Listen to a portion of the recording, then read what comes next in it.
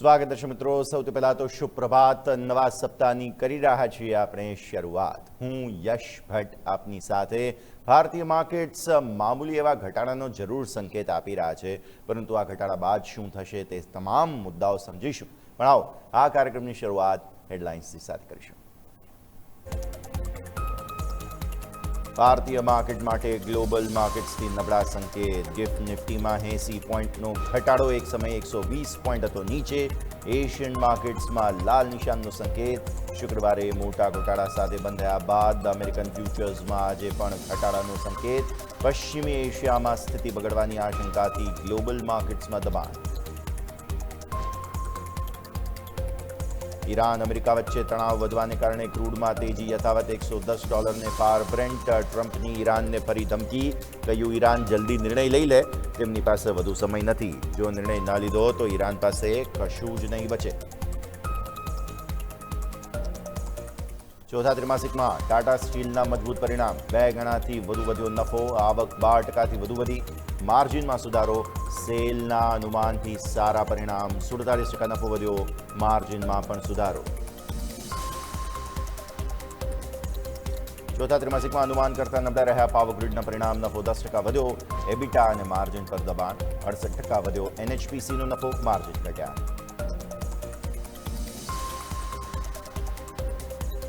ચોથા ત્રિમાસિકમાં ખોટમાંથી નફામાં આવી વોડાફોન. અંદાજે 52,000 કરોડની એક વખતની આવકને કારણે એટલો જ નફો.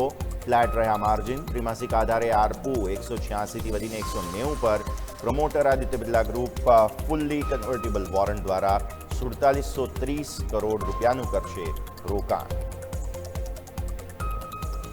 ઇન્સ્યોરન્સ સેક્ટરમાં મોટી ડીલ. ભારતીય લાઇફમાં 75% હિસ્સેદારી ખરીદશે પ્રુડેન્શિયલ પીએલસી.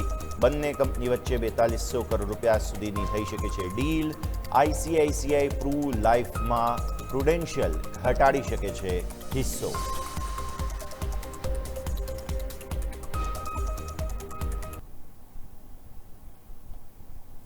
આવો કરીએ શરૂઆત.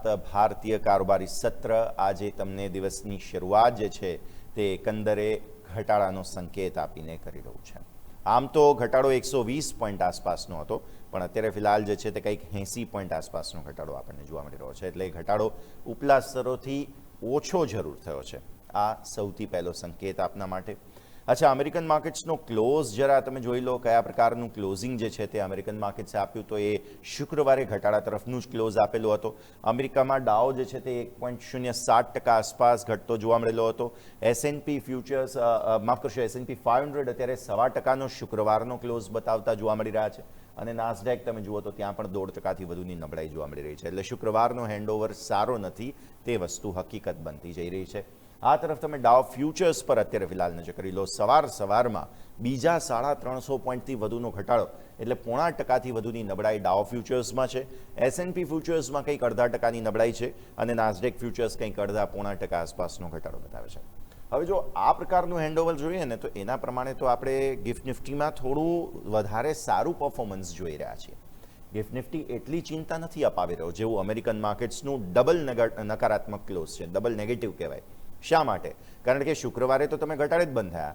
આજે બીજું ધોલાઈ જે છે તે ખાસ થતી જોવા મળી રહી છે. 0.5%નો ઘટાડો ફ્યુચર્સમાં હોય એટલે એ ચિંતાજનક વાત કહેવાય.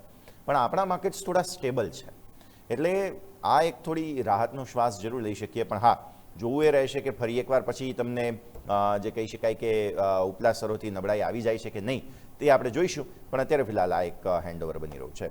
અચ્છા, એશિયન માર્કેટ્સ પર નજર કરી લો. જેપનીઝ માર્કેટ્સની કઈ અત્યારે 700 પોઈન્ટનો ઘટાડો છે, 1%થી વધુનો. એટલે આ એક સંકેત ખાસ તમે ધ્યાન પર રાખો. એશિયન માર્કેટ્સમાં સ્ટ્રેટ્સ ટાઈમ્સ 5% આસપાસનો ઘટાડો. હેંગસેંગ 1.5% આસપાસનો ઘટાડો બતાવે છે. તાઇવાન કંઈક 0.5% આસપાસનો ઘટાડો બતાવે છે. કોસ્પી ફ્લેટ છે, 0.16% આસપાસનો મામૂલી ઘટાડો બતાવે છે. અને આ સિવાય શેંઘાઈ ફ્લેટ છે અત્યારે ફિલહાલ. તો આવી સ્થિતિમાં સમગ્ર વિશ્વની નજર હવે આ તમામ જે હેન્ડઓવર તમને મળી રહ્યા છે તેને જોતા માર્કેટ પર શું અસર પડશે તેના પર રહેવાની છે. તો આ થઈ ગઈ ઓવરઓલ પરિસ્થિતિ. હવે આપણે અહીંયાથી જોવાનું રહેશે કે કઈ રીતે ભારતીય માર્કેટ્સ ઓપન થતા જોવા મળે છે. અત્યારે તો ફિલહાલ દિવસની શરૂઆત સારી નહીં થાય તેવું હાલની સ્થિતિને જોતા લાગી રહ્યું છે. કારણ કે તમે જુઓ છો કે ગિફ્ટ નિફ્ટીનો સંકેત નકારાત્મક બની રહ્યો છે.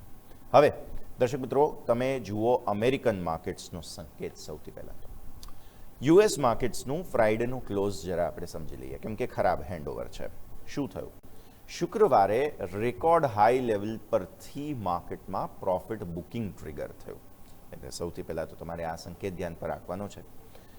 જે ખાસ ઇક્વિટી માર્કેટ્સ છે તેમાં ઘટાડો જોવા મળ્યો અને મોંઘવારીની ચિંતાએ માર્કેટ પર મોટું દબાણ બતાવ્યું.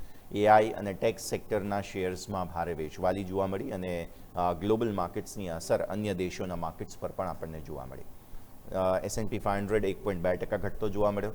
S&Pએ ગુરુવારે નવા રેકોર્ડ હાઈ બનાવ્યા હતા, જ્યાંથી પછી પ્રોફિટ બુકિંગ આપણને જોવા મળ્યું, તે હકીકત છે.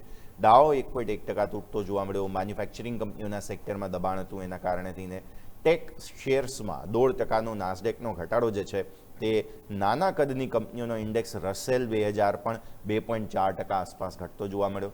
હવે વ્યાજદરમાં વધારા કે ઊંચા લોન ખર્ચની ચિંતાના કારણે થઈને નાની કંપનીઓને વધુ નુકસાન પહોંચ્યું છે અને તાજેતરના મહિનામાં જ ટેકનોલોજી શેર્સમાં સારી તેજી જોવા મળી હતી. એટલે ત્યાં હવે તમને ફાઇનલી પ્રોફિટ બુકિંગ પણ જોવા મળેલું છે. આ સિવાય તમે જુઓ તો એઆઈ ક્રાંતિનો મુખ્ય ચહેરો ગણાતી કંપની એનવીડિયા, કે જેમાં પણ શેર 4.4% ફ્રાઇડેના તૂટતો જોવા મળ્યો. Micron techno share 6.6% ગગડ્યો. વેલ્યુએશન ખૂબ વધારે થઈ ગયા હોવાને કારણે રોકાણકારોએ થોડી નફા વસૂલી કરી છે. સ્ટ્રેટ ઓફ હોર્મઝમાં અવરોધો આવવાને કારણે બ્રેન્ટ ક્રૂડ ઓઇલનો ભાવ 3.3% શુક્રવારે વધેલો હતો અને ટ્રમ્પના ચીન પ્રવાસ બાદ ઈરાન પ્રત્યેના કડક વલણના સંકેતોએ માર્કેટની ચિંતા વધારી દીધી છે. ઓઇલ મોંઘું થવાના કારણે ફુગાવો વધી છે તેવી ચિંતા અત્યારે ફિલહાલ જે છે તે રોકાણકારોને સતાવી રહી છે. તો એ તમે અહીંયાથી ખાસ ધ્યાન રાખો. અને આ સિવાય મોંઘવારીના ભયને કારણે યુએસ બોન્ડ્સમાં તીવ્ર હલચલ જોવા મળી. ટ્રેઝરી yield10 યર્સની જે બોન્ડ yield છે તે 4.59 થઈ ગઈ અને 30 વર્ષની બોન્ડ yield 5.13%એ પહોંચી ગઈ. 2007 પછીનો સૌથી હાઈએસ્ટ લેવલ તમને બોન્ડના yieldમાં જોવા મળી રહ્યું છે, જે વાતનો સંકેત આપે છે કે યુએસ ફેડરલ રિઝર્વ કદાચ વ્યાજદરોમાં ઘટાડો નહીં કરે. હવે કેવિન વોર્શ સાહેબ આવી ગયા છે, એમની પોલિસી કેવી રહેશે એ જોવાનું છે. યુએસ ફેડરલ રિઝર્વ લાંબા સમય સુધી વ્યાજદરો ઊંચા રાખે તેવી અત્યારે ફિલહાલ ભીતિ સેવાઈ રહી છે. તો આ સ્થિતિ તમે અહીંયાથી ખાસ ધ્યાન રાખો. યુરોપિયન માર્કેટ પર નજર કરી લઈએ. શુક્રવારે યુરોપિયન માર્કેટ્સમાં પણ નબળાઈનો સંકેત જોવા મળેલો હતો. યુએસ ઈરાન વચ્ચે સંઘર્ષની ચિંતાઓ વધી, જેને કારણે એનર્જી માર્કેટમાં મોંઘવારીની ચિંતા વધી અને અલ્ટિમેટલી યુરોપની અંદર અસર આવતી જોવા મળી. યુકેમાં અચાનક જ જે રાજકીય અસ્થિરતા સ્ટારમર સાહેબને લઈને શરૂ થઈ છે તેને કારણે ગ્લોબલ રોકાણકારોએ યુકેના માર્કેટમાં વેચવાલી કરી. સ્ટોક 600 1.5% ઘટતો જોવા મળ્યો. 606નો ક્લોઝ છે શુક્રવારનો. જર્મન માર્કેટની અંદર પ્રાદેશિક લેવલ પર સૌથી મોટો કડાકો તમને જોવા મળ્યો. ડાક્સ ઇન્ડેક્સ 2.1% તૂટીને 23,950 પર બંધ થયો. ફુટસી 100 1.71% જેટલા ગગડીને 10,195ના લેવલ પર બંધ થયો. ફ્રેન્ચ માર્કેટ પણ આ વૈશ્વિક દબાણથી બચી ન શક્યા અને CAC 40 1.6% ઘટીને 7,952 પર બંધ થયો. ક્રૂડ ઓઇલ અને ગેસનો ભાવ જે છે તે ઊંચા લેવલ પર પહોંચી ગયો છે. સ્ટ્રેટ ઓફ હોર્મઝ ખોલવા અંગે રાજકીય મડાગાંઠ સર્જાઈ છે, જેના કારણે થઈને પણ અત્યારે ફિલહાલ ક્રૂડમાં તેજી જોવા મળી છે. યુરોપમાં ગ્રાહક અને ઉત્પાદક સ્તરે મોંઘવારી વધવાની આશંકા મજબૂત બની છે. ECB ચાલુ વર્ષના અંત સુધીમાં વ્યાજદરમાં ઓછામાં ઓછો 2 વાર વધારો કરે તેવી ચિંતા અત્યારે ફિલહાલ છે અને વ્યાજદરોમાં વધારાની શરૂઆત જૂનમાં થઈ શકે છે. આ ચિંતા આવવાને કારણે અસર પછી છે. અચ્છા, યુકેમાં કીર સ્ટારમર સાહેબની આગેવાનીમાં પક્ષની અંદર જ મોટો પડકાર ઊભો થયો છે. એટલે કે અંદરો અંદર જ ચડસાચડસીને કારણે સરકાર પડી ભાંગે તેવી ભીતિ સર્જાઈ છે અને લેબર પાર્ટીના એક સાંસદે જે રાજીનામું આપ્યું હતું તેમના બાદ ગ્રેટર માન્ચેસ્ટરના મેયર એન્ડી બોનહામ સંસદમાં પ્રવેશવા માટે સક્રિય બન્યા છે. ત્યારે સ્ટારમરના ડાબેરી હરીફ તરીકે તેમને જોવામાં આવે છે. તો હવે જોઈએ શું થાય છે એન્ડી બોનહામને લઈને. આ સિવાય ધાતુઓના ભાવમાં નબળાઈ જે છે તે જોવા મળી. મટીરિયલ્સ બેઝિકલી સેક્ટરની અંદર 5.1%નો કડાકો જોવા મળ્યો. સંરક્ષણ ક્ષેત્રની કંપનીઓના શેરમાં પણ 3.6%નો ઘટાડો જોવા મળ્યો. ASMLનો શેર 4.4% અને એક્સ્ટ્રોનનો શેર 6% આસપાસ તૂટતો જોવા મળેલો હતો. ASML સાથે આપણે ભારતે બેઝિકલી શનિ રવિ દરમિયાન એક મહત્વપૂર્ણ કરારો કર્યા છે, જે જરૂરથી ધ્યાન પર રાખજો. વધતી મોંઘવારીના સંકેતો વચ્ચે બોન્ડ yieldમાં મોટો ઉછાળો આવતો જોવા મળ્યો અને જર્મનીની 10 વર્ષની સરકારી બોન્ડ yield જે છે તે વધીને 3.09 પર પહોંચી ચૂકી છે. હવે જે આ અમેરિકન માર્કેટ્સમાં જે ડબલ નેગેટિવિટીનો ડોઝ મળી રહ્યો છે ને તે આપણે સમજી લઈએ. ટ્રમ્પે બેઝિકલી ઈરાનને સ્પષ્ટ ધમકી આપી દીધી છે. એ ક્યારે? ચીનના પ્રવાસથી પરત આવી ગયા બાદ ટ્રમ્પ સાહેબે ધમકી આપી છે ઈરાનને કે હવે તમારી પાસે સમય નથી, તમે પગલાં લઈ લો. જો તમે પગલાં નહીં લો તો પછી કંઈ બાકી બચશે નહીં. ઝડપથી આગળ વધો, નહીં તો કંઈ બાકી બચશે નહીં. આ બેઝિકલી એમનો સૂર હતો. એમણે સમજાવ્યું કે યુએસ ઈરાન વચ્ચેની મંત્રણા અત્યારે ફિલહાલ જે છે તે ઓલમોસ્ટ આમ જોવા જાવ તો અટકી ચૂકી છે અને ગ્લોબલ તણાવ અત્યારે ફિલહાલ વધ્યો છે. યુદ્ધ વિરામ તો યથાવત છે, પણ અમુક છમકલા જરૂર જોવા મળી રહ્યા છે. મિડલ ઇસ્ટમાં ડ્રોન અટેક્સ વગેરે થયા છે, જેની હું આગળ ખબર બતાવીશ તમને. આંતરરાષ્ટ્રીય બેઝિકલી ગજગ્રાહ છે, જેના વચ્ચે અમેરિકામાં ગેસ એટલે કે ઓઇલ, બેઝિકલી પેટ્રોલ ડીઝલને એ લોકો ગેઝોલિન કહે છે, એટલા માટે ગેસ કહેવાય છે ત્યાં. તો એના ભાવ આસમાને પહોંચી ચૂક્યા છે અને સિવિલિયન ઇન્ફ્રાસ્ટ્રક્ચર પર હુમલાની ટ્રમ્પ સાહેબની અગાઉની ધમકીને કારણે વિવાદ થયો. ટ્રમ્પના આક્રમક વલણને કારણે ગ્લોબલ કોમોડિટી માર્કેટમાં ચિંતા વધી ગઈ અને સિવિલિયન વિસ્તારોને નિશાન બનાવવા એ સંભવિત યુદ્ધ અપરાધની શ્રેણીમાં આવે છે તેવું પણ અહીંયાથી ખાસ ધ્યાન પર આવ્યું છે. મિડલ ઇસ્ટમાં ફરી એકવાર ભડકો થઈ ગયો. જે મેં તમને કહ્યું એ પ્રમાણે યુએઈ અને સાઉદી અરેબિયા પર તમને ડ્રોન હુમલા થતા જોવા મળ્યા. એક બાજુ એમ કહેવામાં આવે છે કે યુદ્ધ વિરામ છે, તો યુદ્ધ વિરામ વચ્ચે ડ્રોન હુમલા શા માટે? આ સવાલ બને. અને એમાં પણ યુએઈની એક ન્યુક્લિયર પાવર પ્લાન્ટ હતો, ત્યાં આગળ હુમલો થયો હતો, જે ખબર હું આગળ બતાવીશ તમને. પણ ઈરાન યુદ્ધની મડાગાંઠ વચ્ચે યુએઈ અને સાઉદી અરેબિયા પર હુમલા થઈ રહ્યા છે, જે ખરેખર સવાલો ઊભા કરે છે. જોકે ઈરાક તરફથી સરહદમાં ઘૂસતા 3 આત્મઘાતી ડ્રોનને હવામાં જ તોડી પાડવામાં આવ્યા. આવામાં આતંકવાદી હુમલાઓ સામે વળતા પ્રહારને ખાસ પહેલાં તો એ પ્રહારને રોકવા અને વળતા પ્રહાર કરવા એ અમારો અધિકાર છે તેવું યુએઈએ નિવેદન આપી દીધું. મે મહિનાની શરૂઆતમાં થયેલા કામચલાઉ યુદ્ધ વિરામ હવે નવા હુમલાઓને કારણે આમ જોવા જાવ તો તૂટી ચૂક્યો છે અને યુએસ પ્રમુખે ઈરાનને સ્પષ્ટ શબ્દોમાં કહ્યું છે કે તમારા માટે હવે સમય ખૂટી રહ્યો છે. આવી સ્થિતિમાં ઈરાની સત્તાધીશોએ પશ્ચિમી દેશોને સરપ્રાઇઝ સેનેરિયોની પણ ચેતવણી આપી અને ટ્રમ્પના આક્રમક વલણની સામે ઈરાનના સત્તાવાર અધિકારીઓએ પણ ઝૂકવાનો ઇનકાર કર્યો. વૈશ્વિક ઉર્જા સપ્લાય ચેઇન અને ઇન્ટરનેશનલ માર્કેટ સેન્ટિમેન્ટ પર ફરી એકવાર ભારે દબાણ આના કારણે ઊભું થવાની આશંકા પણ સેવાઈ રહી છે. એના માટે થઈને મધ્ય પૂર્વમાં અત્યારે ફિલહાલ ચિંતાજનક સ્થિતિ ઊભી થઈ છે. આ બધાની વચ્ચે G7 દેશોની બેઠક એક થઈ અને આ બધા જ ખાસ નાણાં પ્રધાનો છે, જેટલા ફાઇનાન્સ મિનિસ્ટર છે G7 દેશોના, તેમની વચ્ચે ઇમરજન્સી તાકીદની બેઠક એટલે કે ઇમરજન્સી બેઠક જે છે તે ખાસ કરવામાં આવી. પેરિસમાં સોમવાર અને મંગળવારે આ બેઠકનું આયોજન છે, જેમાં સ્ટ્રેટ ઓફ હોર્મુઝ લાંબો સમય જો બંધ રહે તો ગ્લોબલ ઇકોનોમીને કેટલું અસર પહોંચી શકે અને તેને ખોલવાને લઈને એટલે કે સ્ટ્રેટ ઓફ હોર્મુઝને ખોલવાને લઈને અને યુદ્ધનો અંત લાવવાને લઈને અહીં ચર્ચા ખાસ કરવામાં આવશે. ઉર્જા પુરવઠો ખોરવાતા G7 દેશોમાં લાંબા ગાળાના લોન ખર્ચ વધી ગયા છે અને શુક્રવારે યુએસ 30 વર્ષની બોન્ડ yieldએક વર્ષના ટોચ પર પહોંચી છે. કાચા તેલના ભાવમાં ચાલુ વર્ષે અત્યાર સુધીમાં 74% વધારો ઓલરેડી જોવા મળેલો છે, જે સ્વાભાવિક છે કે કોઈને પોસાય એમ નથી. એટલા માટે અત્યારે ફિલહાલ આ એક ચિંતાજનક સ્થિતિનું નિર્માણ થયું છે. દર્શક મિત્રો, આ સરે જાઓ એક નાનકડા વિરામનો પણ અત્યારે ફિલહાલ સમય થઈ રહ્યો છે, તો બ્રેક લઈશું. બ્રેક બાદ ગિફ્ટ ગ્લોબમાં આગળ આપને જણાવીશું કે કઈ રીતે આજે જે ઘટાડો છે તેમાંથી બહાર આવવા માટેના કોઈ પોઝિટિવ સંકેતો છે કે કેમ, જાણીશું બ્રેક બાદ.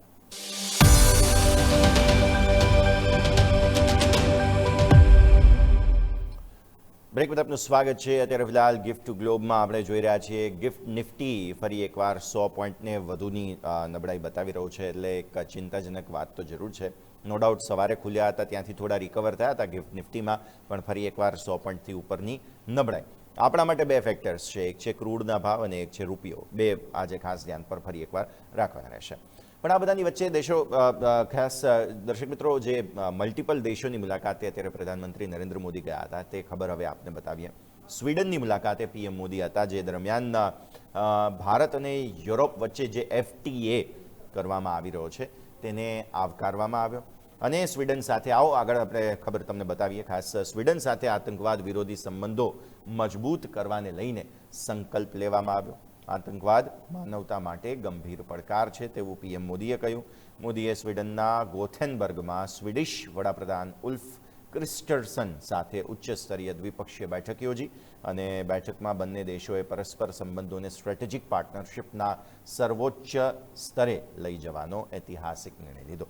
બેઠક બાદ સંયુક્ત સંબોધનમાં પીએમ મોદીએ આતંકવાદને વિશ્વ સામેનો સૌથી મોટો ખતરો ગણાવ્યો.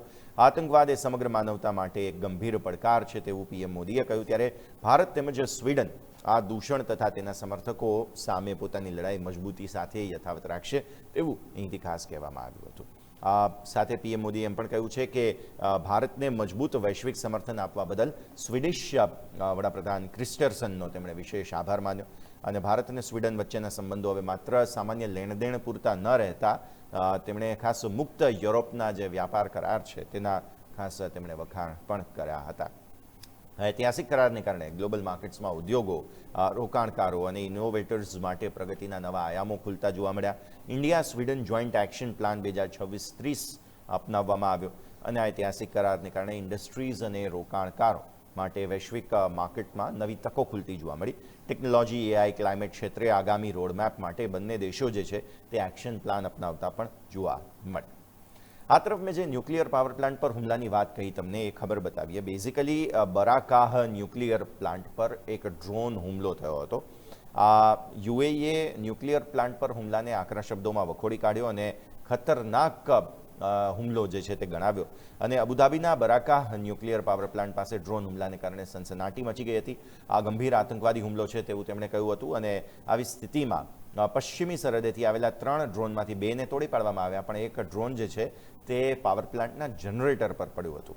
ન્યુક્લિયર સેગમેન્ટ સુરક્ષિત છે, કોઈ પણ પ્રકારના ન્યુક્લિયર લીકેજના સમાચાર અહીંયા નથી, રેડિયેશન નથી એવી પણ વાત સ્પષ્ટ સામે આવી છે. માત્ર એ જનરેટર પર હુમલો થયો જેના કારણે અહીંયા આગ લાગી હતી, પણ હવે બધું કાબૂમાં છે.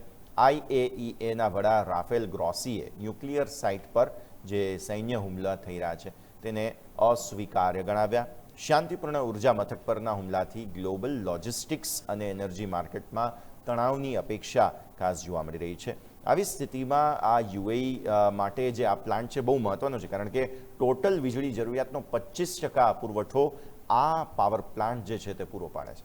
એટલે અહીંયા હુમલો થવાને કારણે સમગ્ર દુબઈના 25%, યુએઈના બેઝિકલી મારે એમ કહેવું જોઈએ 25% પાવરને અસર પહોંચી એ ખૂબ મોટો સંકેત છે. આ તરફ ગ્લોબલ એનર્જી સપ્લાય અને આંતરરાષ્ટ્રીય માર્કેટ સેન્ટિમેન્ટ પર ફરી એકવાર મોટું દબાણ પણ આવી શકે છે. તો આ એક સ્થિતિ પણ ખાસ ધ્યાન પર રાખીએ. અચ્છા, આ તરફ WHO દ્વારા નવી મહામારીનો એક ઘોષણા જે છે તે અહીંયાથી ખાસ કરવામાં આવી છે અને તે છે ઇબોલા. આફ્રિકામાં અત્યારે ઇબોલા આતંક મચાવી રહ્યો છે અને કોંગો અને યુગાન્ડા ખાતે આઉટબ્રેકને WHO દ્વારા વૈશ્વિક હેલ્થ ઇમરજન્સી જાહેર કરવામાં આવી છે.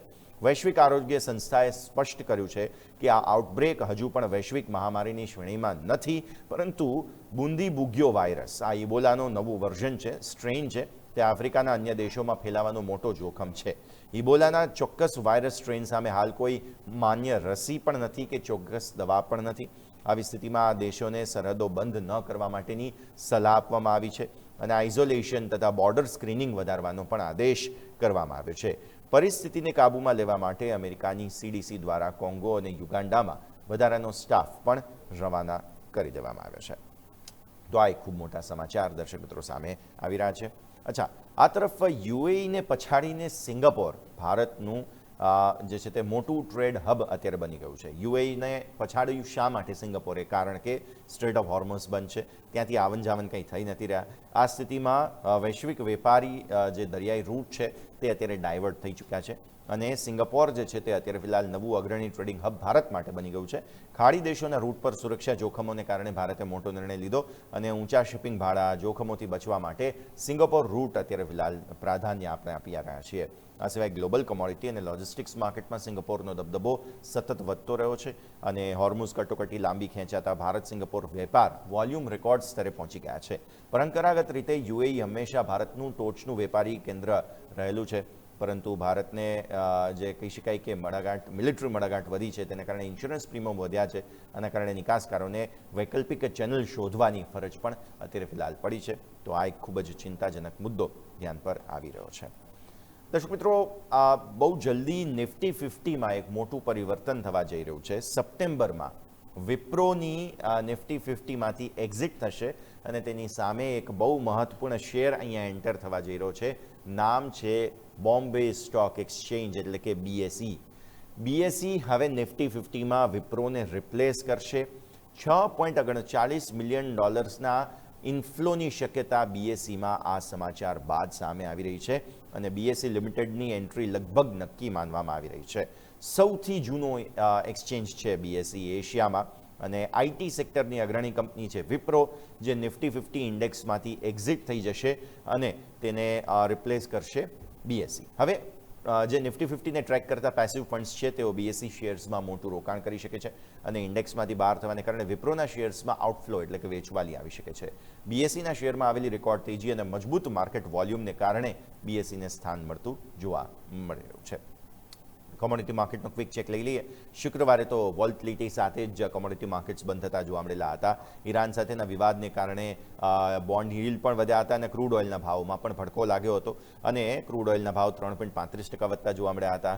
ચાલુ વર્ષે ક્રૂડ ઓઇલના ભાવ 74% વધી ચૂક્યા છે. કોમેક્સ પર સોનું બેઝિકલી જે છે તે ખાસ ઘટતું જોવા મળ્યું, ચાંદી પણ ઘટતું જોવા મળ્યું. ઇવન હું અત્યારે લાઈવ સંકેતો તમને જો સાથે સાથે આપી દઉં તો સોનાનો ભાવ અત્યારે ફિલહાલ દર્શક મિત્રો જે છે તે 4532 પર લાઈવ અત્યારે ફિલહાલ છે. 0.5% ઘટાડો આજે સવારનો છે. ચાંદી કંઈક ઘટીને $75 પર છે. 3.25% આસપાસનો ઘટાડો ચાંદીમાં જોવા મળી રહ્યો છે. આ તરફ ક્રૂડ ઓઇલનો જે કરો તમે, બ્રેન્ટ 111 પર પહોંચી ગયું છે, એટલે 110 પર હતા આજે આપણે સવારે કાર્યક્રમની શરૂઆત કરી ત્યારે, પણ હમણાં જ અડધો કલાકના જ કાર્યક્રમ દરમિયાન તમને જોવા મળે છે કે 111ને પાર અત્યારે ફિલહાલ બ્રેન્ટ ક્રૂડ નીકળી ચૂક્યું છે. એટલે આપણા માટે ફરી એકવાર ચિંતાના વાદળો ઘેરાતા આપણને જોવા મળી રહ્યા છે. થોડી ચિંતા છે, સ્વાભાવિક છે, જે ધ્યાન પર રાખીશું. તો દર્શક મિત્રો, છેલ્લે આવો ફટાફટ નજર કરી લઈએ આપણે વિદેશી રોકાણકારો શું કરીને ગયા છે. શુક્રવારે પરાણે ખરીદવું પડ્યું છે 1329 કરોડ રૂપિયા આસપાસ અને નિફ્ટીમાં ઉપલા સ્તરોથી તમને ઘટાડો જોવા મળેલો હતો. તેમ છતાંય તમને જુઓ તો અહીંયાથી ખરીદદારી આમની વધતી જોવા મળી રહી છે. સો એફઆઈએસની ખરીદદારી આમ જોવા જાવ તો એ સપોર્ટિવ કહેવાય. પાછલા 5 દિવસમાંથી 2 દિવસ ખરીદ્યું છે એફઆઈએસે. પહેલા દિવસે મામૂલી ખરીદ્યું, બીજા દિવસે સારું ખરીદ્યું. અચ્છા, ડીઆઈએસે શું કર્યું જુઓ, 5 દિવસના સતત ખરીદદારી બાદ ગઈકાલે એમણે એટલે કે શુક્રવારે એમણે વેચવાલી કરી છે. કેટલી? 1958 કરોડ રૂપિયા આસપાસની. એટલે એફઆઈઆઈસ હવે ફાઇનલી ખરીદદાર બન્યા તો ડીઆઈએસે તરત જ મોકો જોઈને વેચી દીધું અને થોડો કેશ ઊભો કરી લીધો. તો આ એક સંકેત. અચ્છા, ફ્યુચર્સમાં શું થઈ રહ્યું છે? સારી પરિસ્થિતિ છે. ફ્યુચર્સમાં પણ ઇમ્પ્રુવમેન્ટ છે. ડેટામાં નિફ્ટીમાં સતત ત્રીજા દિવસે ફ્યુચર્સમાં ખરીદદારી છે. એક બાજુ તમારો ઇન્ડેક્સ નબળો પડી રહ્યો છે, પણ તેમ છતાંય ખરીદદારી છે. ઓપ્શન્સમાં જુઓ તો વેચવાલી લિમિટેડ કરી છે, જે અગેન સ્ટ્રેટેજી ચેન્જ બતાવે છે. આના કારણે પુટ કોલ રેશિયો તમારો જોઈ લો તમે તો પીસીઆરની અંદર પણ એક ઇમ્પ્રુવમેન્ટ જરૂર તમને આવતું જોવા મળશે, કારણ કે 3 દિવસથી સતત ફ્યુચર્સમાં એફઆઈઆઈસની ખરીદદારી યથાવત છે. તો next slide put call ratio હોય તો આપો, નહીં તો પછી બેંક નિફ્ટી પર નજર કરી લઈએ. પછી આ બેંક નિફ્ટી ફ્યુચર્સ તમે જોઈ રહ્યા છો, સતત 2 દિવસથી ખરીદદારી. પણ અહીંયા નિફ્ટીની જેવો કોન્ફિડન્સ નથી, તમે એ સ્પષ્ટપણે જોજો. પરમ દિવસે એટલે કે ગુરુવારે એમણે ખરીદદારી કરેલી, પણ શુક્રવારે પછી તમે જુઓ તો એવી ખરીદદારીનો કોન્ફિડન્સ નથી. ઓપ્શન્સ આપો, શું ઓપ્શન્સમાં ખરીદદારી છે? ત્યાં પણ વેચવાલી જ છે. બેંક નિફ્ટીના ઓપ્શન્સમાં તો ઉલટાની વધારે વેચવાલી છે. એટલે બેંક્સ પર કોન્ફિડન્સ ઓછો થઈ રહ્યો છે અત્યારે ફિલહાલ. પણ બીજા બધા સ્ટોક્સ છે કે જેમાં તમને પસંદગી જોવા મળી રહી છે. સ્ટોક ફ્યુચર્સમાં 2 દિવસની ખરીદદારી બાદ ફરી વેચવાલી આવી ગઈ. એટલે જુઓ, ગઈકાલે એટલે કે શુક્રવારે વેચવાલીનો સંકેત છે અને સાથે ઓપ્શન્સ તમે જુઓ તો ત્યાં પણ વેચવાલીનો જ સંકેત જોવા મળી રહ્યો છે સ્ટોક ઓપ્શન્સની અંદર. તો આઈડિયલ પિચ તો એમની એ બને છે કે કેશ ખરીદ્યું, ફ્યુચર્સ ખરીદ્યું, પણ બાકી ઓવરઓલ ઓપ્શન્સની અંદર તો હજુ પણ કંઈ ખાસ સ્ટ્રેટેજી ચેન્જ કરી નથી. તો આ થઈ ગયો દર્શક મિત્રો આજનો ગિફ્ટ ટુ ગ્લોબ કાર્યક્રમ, જેમાં વિદેશી રોકાણકારોનો સેટઅપ સમજ્યા, બ્રેન્ટ ક્રૂડની માથાકૂટ સમજ્યા અને રૂપિયાની પરિસ્થિતિ હવે આજે મહત્વપૂર્ણ રહેશે તે પણ આપણે સમજ્યા છીએ. તો ગેપડાઉન ઓપનિંગ માટે દર્શક મિત્રો તૈયાર થઈ જાઓ. વધુ એક દિવસ કે જ્યારે સપ્તાહની શરૂઆત લાલ નિશાન સાથે. આ મે મહિનાનો વિચાર કરો, ત્રીજો સપ્તાહ છે, પણ કંઈ સુધારો હજુ સુધી કંઈ ખાસ આવ્યો. ચોથો આમ તો શરૂ થઈ રહ્યો છે, 3 સપ્તાહ પૂરા થયા, બટ હજુ સુધી કોઈ ખાસ સુધારો આવ્યો નથી. આ સાથે જ ગિફ્ટ ગ્લોબમાં હાલ બસ આટલું જ. મને યશના આપશે રજા. એક બ્રેક અને બ્રેક બાદ આજે 20 કયા શેર્સ તમારે ધ્યાન પર રાખવા જેમાં કંઈક તો ઉથલ-પુથલ થઈ શકે છે તે જણાવશે ઇન્ટ્રાડે ગેમમાં મારા સહયોગી યોમિક અને અજય. આપ જોતા રહો ન્યૂઝ કેપિટલ માર્કેટ, કારણ કે અમે છીએ નફાનું નવું સરનામું.